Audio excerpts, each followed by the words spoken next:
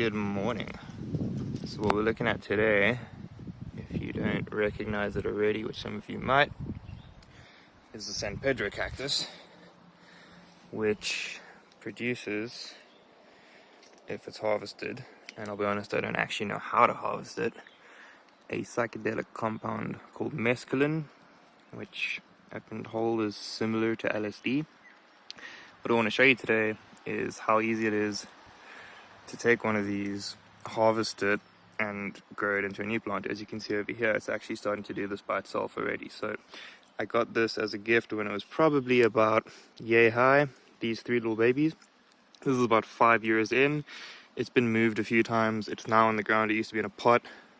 As you can see, it's now properly in the ground with some trees and some other plants. And over here, where I've previously harvested from there and over there, you can see this amazing plant just starts to grow new shoots right off of that. And what it actually does in nature is when it gets really tall, it'll just fall over and break, and then it'll start to grow new offshoots like this. So if you want to harvest your own, which you can do, or if you want to make your own, oh wow, look at that, there's actually a whole new one. I didn't even see that one before. That's amazing. This one's actually growing out of the main stem. Look how tall it's growing already.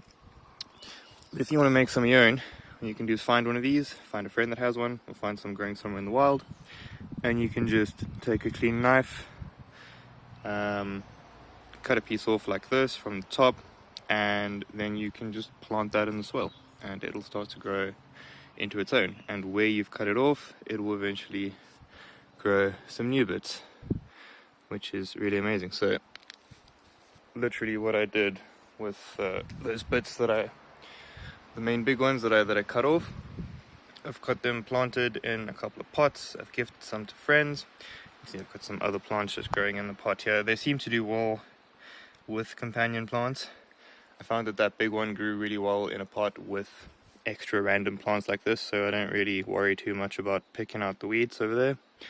But yeah, you just basically cut that and pot it with some healthy soil. Mulch is always a good idea. If you don't know what mulch is, it's basically just what you would consider like almost the waste products from your garden, leaves, grass. It just creates a nice bed that keeps the moisture in and keeps the humidity in, helps it from drying out. We'll do a separate video on how amazing mulch is and how that's helped me to maintain my garden, especially when I'm not able to be here every day. But yeah, that's how easy it is to grow your own San Pedro.